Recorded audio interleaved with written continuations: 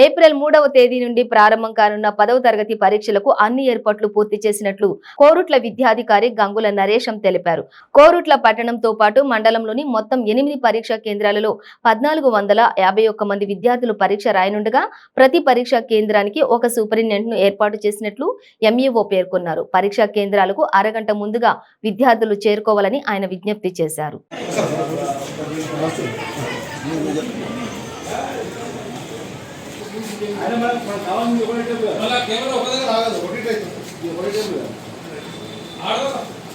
April 3వ తారీఖు నుంచి నిర్వహించబోయే 10వ తరగతి పరీక్షల కోసం కోరుట్ల మండలంలో అర్బన్ 6 పరీక్ష కేంద్రాలు, రూరల్ మాదాపూర్, ఐలాపూర్ కలుపుకొని మొత్తం 8 పరీక్ష కేంద్రాలను తెలంగాణ విద్యాశాఖ ఏర్పాటు చేయడం జరిగింది.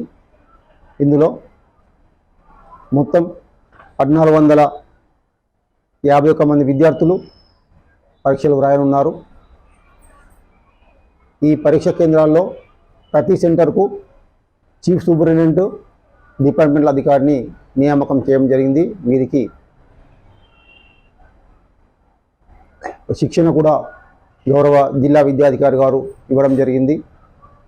సంబంధిత ఇన్విజిలేటర్ల నియామకం కూడా సుమారు 150 మందిని అలాట్ చేయడం జరిగింది. ఈ పరీక్ష నిర్వహణకై హాల్ టికెట్లు కూడా పంపిణీ చేయడం పూర్తయింది. ప్రతి పరీక్ష కేంద్రానికి సీసీ కెమెరా కూడా ఏర్పాటు చేయడం జరిగింది. ఈ పరీక్షల పకడ్బందీ నిర్వహణ కోసం గౌరవ కలెక్టర్ గారి మేడం యొక్క సూచనల మేరకు, జిల్లా విద్యాధికారి గారి సూచనల మేరకు